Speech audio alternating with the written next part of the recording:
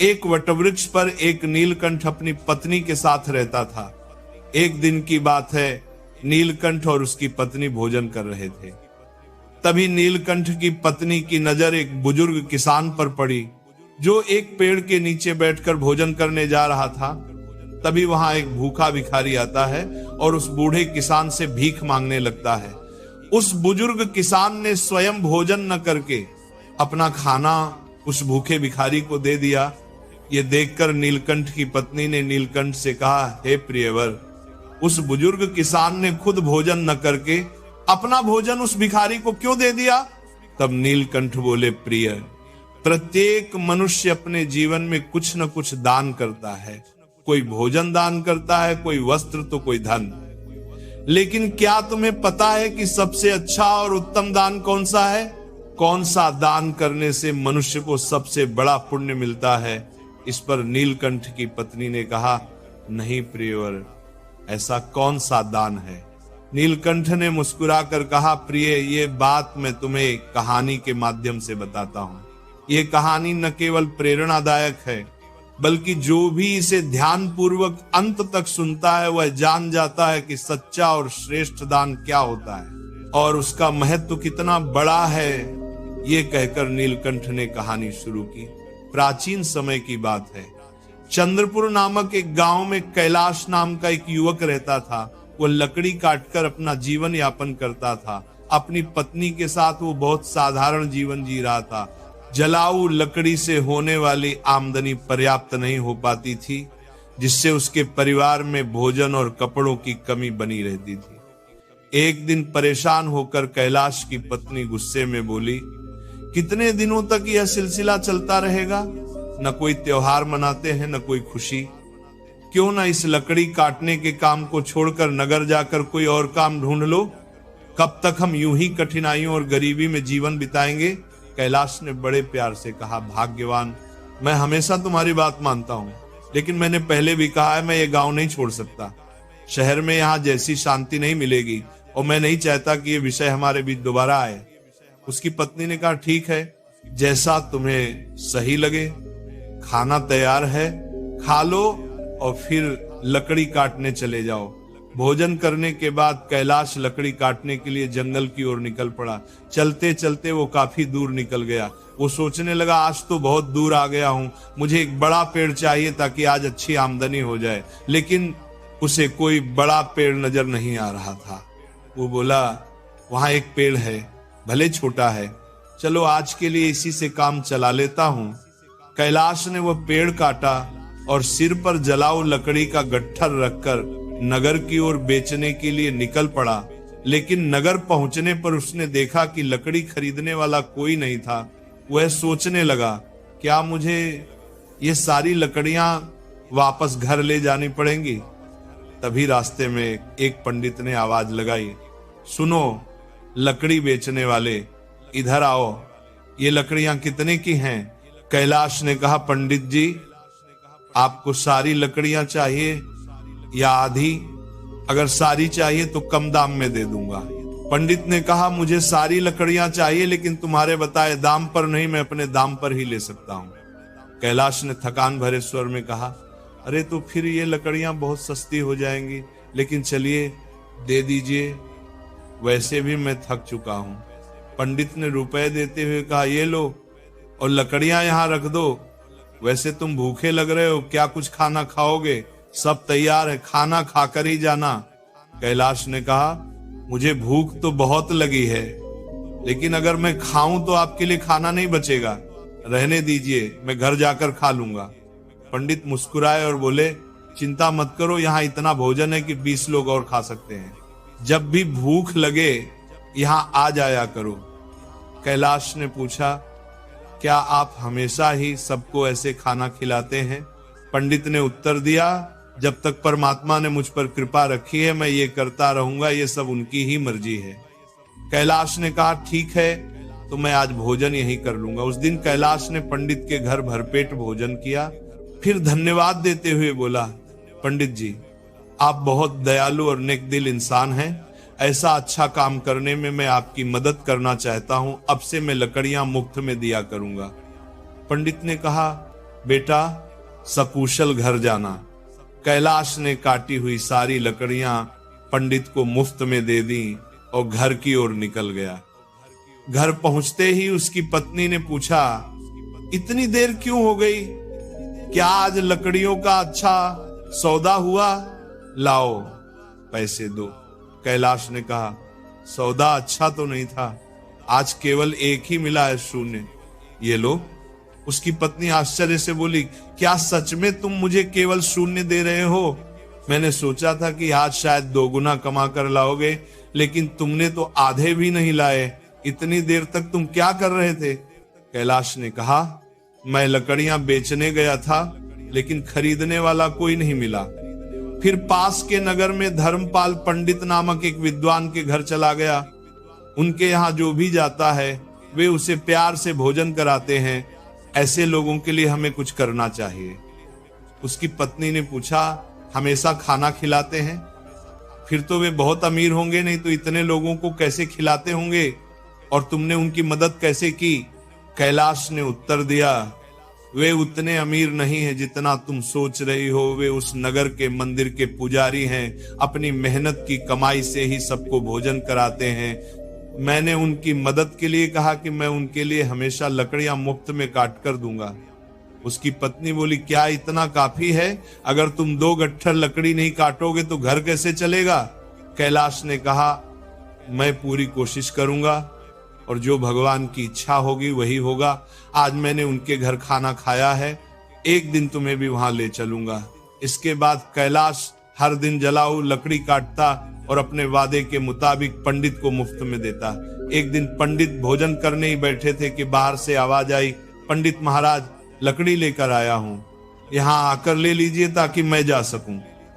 पंडित बाहर आए और बोले, कैलाश मैं तुम्हें आज लकड़ी का मूल्य नहीं दे सकता, तुम अपनी लकड़ियां वापस ले जाओ। कैलाश ने कहा, पैसे कल दे देना, लेकिन लकड़ियां यहीं छोड़ रहा हूं, मुझे बहुत भूख लगी है, क्या आप भोजन दे सकते हैं? वैसे भी आप सबको खिलाते हैं। पंडित मुस्कुराए और बोले, क्यों नहीं कैलाश, पहले अपने हाथ पैर धो लो, तब तक मैं भोजन की व्यवस्था करता हूं। पंडित घर के अंदर गए और पत्नी से बोले, कैलाश आया है, मैंने उसे भोजन देने का वचन दिया है। पत्नी बोली, आपने ऐसा वादा क्यों किया? हमारे घर में खाने के लिए कुछ भी नहीं बचा है सिवाय उस भोजन के जो मैंने अभी आपको परोसा है। अब कैलाश को कैसे खिलाएंगे? पंडित ने शांत स्वर में कहा, अरे इसमें कौन सी बड़ी बात हो गई? तुमने जो खाना परोसा है वही कैलाश के लिए पर्याप्त है। मैं सोचता हूं आज उपवास कर लूं। पत्नी बोली, आप ऐसा कब तक करेंगे? जब हमारे पास खुद के लिए भी पर्याप्त नहीं है तब दूसरों के लिए इतना सब क्यों करते हैं? ये सब कहां से आएगा? पंडित बोले, ईश्वर सब कुछ देता है, पहले कैलाश को भोजन परोस दो। मित्रों, पंडित ऐसे ही लोगों को भोजन कराते थे, भले ही उनके पास स्वयं के लिए कुछ न हो। कैलाश हर दिन जलाओ लकड़ी काटकर पंडित को दे आता था और पंडित हर बार उसे आशीर्वाद देते थे। लेकिन धीरे धीरे उसका घर कठिनाइयों में घिरने लगा। उसकी पत्नी बार बार कहती, हर दिन लकड़ी मुफ्त में दे आते हो तो घर कैसे चलेगा? कभी तो अपने लिए भी सोचो। लेकिन कैलाश ने हमेशा यही कहा, जिन लोगों के घर में भूखा कोई नहीं सोता वहां का चूल्हा भगवान खुद जलाते हैं, इसलिए चिंता मत करो। एक दिन वो जंगल में पहले से भी ज्यादा अंदर तक चला गया। सूरज सिर पर था, प्यास और भूख से वह बेहाल था। तभी उसने देखा एक साधु पेड़ के नीचे ध्यान में लीन है। कैलाश ने सोचा शायद इनके पास पानी हो। वह धीरे से साधु के पास गया और विनम्रता से बोला, महात्मन क्या मुझे थोड़ा पानी मिलेगा? साधु ने आंखें खोली और बोले, पानी? ये तपस्थली है, यहाँ मैं 3 दिन से निर्जल तप कर रहा हूं, यहाँ पानी नहीं है पुत्र। कैलाश ने हाथ जोड़कर कहा, तो मुझे क्षमा करें, मैंने आपको परेशान किया। वह मुड़ ही रहा था कि अचानक उसके पैर में कांटा चुभ गया। उसने आह कहा तो साधु की ध्यानावस्था भंग हो गई। साधु क्रोधित होकर बोले, अरे दुष्ट, तूने मेरे तप में विघ्न डाला है, अब तू मनुष्य नहीं रहेगा, जाओ अगले जन्म में तू कुत्ता बनेगा। कैलाश घबरा गया। उसने तुरंत उनके चरणों में गिरकर कहा, महाराज मैंने अनजाने में भूल की है, कृपया मुझे क्षमा करें, मैं तो केवल पानी की तलाश में आया था। साधु का हृदय पसीज गया। वे बोले, ठीक है, मेरा श्राप व्यर्थ नहीं जाएगा, परंतु यह भी सत्य है कि मैं अनुदान के बिना नहीं जाऊंगा। तू कुत्ता बनेगा, परंतु जब तू किसी भूखे प्राणी को बिना स्वार्थ के भोजन देगा, तब तेरा श्राप समाप्त हो जाएगा और तुझे अपना असली रूप वापस मिलेगा। ये कहकर साधु वहां से अदृश्य हो गए। जब कैलाश को होश आया तो उसने देखा कि वह अब कुत्ते के रूप में है। उसने भौंकने की कोशिश की, पर मनुष्य की आवाज नहीं निकल रही थी। उसे बहुत भूख लगी थी। वह नगर की ओर भागा, जहां लोगों ने उसे डंडे मारकर भगा दिया। थका हारा वह उसी पंडित के घर पहुंचा जहां पहले लकड़ियां दिया करता था। उसने देखा पंडित बाहर बैठे हैं। कैलाश के भीतर एक परिचय सी भावना जागी। वह पास जाकर उनके पैरों में सिर रख दिया। पंडित ने उसे देखा और बोले, अरे बेचारा, लगता है भूखा है। उन्होंने अपनी थाली से रोटी का टुकड़ा उठाया और कुत्ते को दे दिया। कैलाश ने उसे खा लिया और पंडित के चरणों में बैठ गया। पत्नी बोली, क्यों पंडित जी, ये कुत्ता अब यहां रहेगा क्या? ये तो गंदगी करेगा, इसे भगा दीजिए। पंडित ने कहा, नहीं, ये बहुत शांत है, लगता है इसे भी भगवान ने भेजा है, रहने दो। अब कैलाश उस घर में रहने लगा। हर दिन जब पंडित किसी भूखे को भोजन कराते, कैलाश पास में बैठा रहता और खुशी से पूंछ हिलाता। वह सोचता, काश मैं फिर मनुष्य बन पाता तो मैं भी भूखों को खाना खिलाता, लेकिन अब मैं केवल देख सकता हूं। एक दिन पंडित और उनकी पत्नी नगर के बाहर किसी गरीब परिवार को भोजन देने गए। उनके लौटने तक घर में केवल कुत्ता कैलाश था। तभी दरवाजे पर एक भिखारी आया। कोई है? 2 दिन से भूखा हूं। कैलाश के मन में साधु के शब्द गूंजे, जब तू किसी भूखे को बिना स्वार्थ के भोजन देगा, तब तेरा श्राप मिट जाएगा। वह अंदर भागा, मुंह में रोटी का टुकड़ा दबाया और बाहर आकर भिखारी के सामने रख दिया। भिखारी ने उसे उठाया, खाया और बोला, हे प्रभु, जिसने यह रोटी दी उसे सुख मिले। इतना कहते ही तेज प्रकाश फैला और कैलाश का कुत्ते का रूप समाप्त हो गया। वह फिर से मनुष्य बन गया, पहले से भी तेजस्वी और शांत मुख वाला। जब पंडित लौटे तो उन्होंने कैलाश को देखा और बोले, अरे तुम यहां कैसे? कैलाश ने सब कुछ बताया। साधु, श्राप, कुत्ते का जीवन और रोटी देने की घटना। पंडित भावुक होकर बोले, बेटा, तूने वही कार्य किया जो सच्चा दान कहलाता है, भोजन दान। वही सबसे श्रेष्ठ है आजन का, क्योंकि उससे न केवल शरीर तृप्त होता है बल्कि आत्मा भी तृप्त होती है। कैलाश ने सिर झुकाकर कहा, महाराज, मैंने जीवन भर जो सीखा वह एक बात है, जो बिना स्वार्थ किसी भूखे को भोजन कराए वही सच में भगवान का प्रिय होता है। नीलकंठ की पत्नी ध्यान पूर्वक पूरी कहानी सुन रही थी। जब कहानी समाप्त हुई तो उसने पूछा, प्रियवर, ये कहानी तो अत्यंत अद्भुत है, लेकिन आपने ये नहीं बताया कि इसमें सबसे श्रेष्ठ दान कौन सा माना गया। नीलकंठ ने मुस्कुराकर कहा, प्रिय, जिस प्रकार कैलाश ने बिना किसी स्वार्थ के भूखे को भोजन कराया, वही अन्नदान सबसे श्रेष्ठ दान है। क्योंकि धन देने से केवल व्यक्ति की आवश्यकता पूरी होती है, वस्त्र देने से केवल तन ढकता है, लेकिन भोजन देने से किसी की जान बचती है। और जो प्राणी के प्राण बचाए वह स्वयं देवताओं के समान होता है।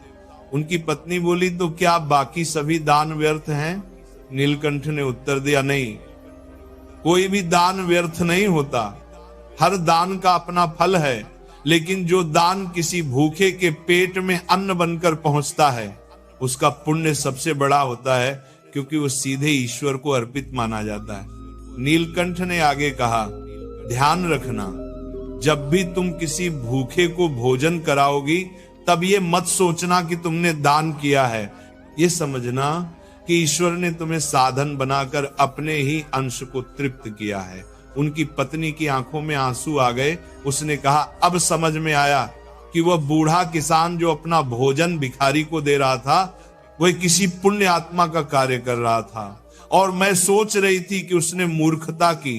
नीलकंठ मुस्कुराए और बोले, मनुष्य का सबसे बड़ा शत्रु उसका स्वार्थ है। जब वह स्वार्थ छोड़कर केवल सेवा करता है तभी वह सच्चे अर्थों में मनुष्य कहलाता है। देखो, कैलाश ने धन नहीं दिया, वस्त्र नहीं दिया, केवल रोटी दी, लेकिन वह रोटी उसे कुत्ते के जीवन से मुक्त करा गई। यही है अन्नदान का चमत्कार। नीलकंठ की पत्नी ने कहा, अब मुझे सब समझ में आ गया। मैं भी संकल्प करती हूँ कि जब भी कोई भूखा मेरे द्वार पर आएगा मैं कभी उसे खाली नहीं जाने दूंगी। नीलकंठ ने प्रसन्न होकर कहा, यही सच्चा धर्म है, यही सच्ची पूजा है। मंदिरों में फूल चढ़ाने से ज्यादा पुण्य तब मिलता है जब किसी भूखे को रोटी खिलाई जाए। इतना कहकर नीलकंठ और उसकी पत्नी दोनों ने भगवान को स्मरण किया और प्रणाम किया। तभी आकाश से आवाज आई, हे नीलकंठ, तुमने जो कथा कही वह धर्म का सार है। जो मनुष्य से सुनेगा और मानेगा उसके घर में कभी अन्न का अभाव नहीं रहेगा और उसके कर्म उसे सदैव ऊंचाइयों पर ले जाएंगे। नीलकंठ ने आकाशवाणी सुनकर सिर झुका दिया और बोले, धन्य है वे लोग जो दूसरों की भूख मिटाते हैं, क्योंकि वे स्वयं ईश्वर के हाथ बन जाते हैं। मनुष्य के जीवन में सबसे बड़ा और पवित्र दान अन्नदान है। धन, वस्त्र या उपहार देने से बड़ा है किसी भूखे को अन्न देना, क्योंकि वही दान ईश्वर तक सीधा पहुंचता है और वही आत्मा को मोक्ष के मार्ग पर ले जाता है। जो मनुष्य अन्नदान करता है उसके जीवन से दरिद्रता, रोग और दुख स्वयं दूर भाग जाते हैं। वही सच्चा भक्त कहलाता है। जो दूसरों के पेट में भोजन और हृदय में प्रेम भरता है, यही अन्नदान का वास्तविक अर्थ और यही जीवन का परम धर्म है।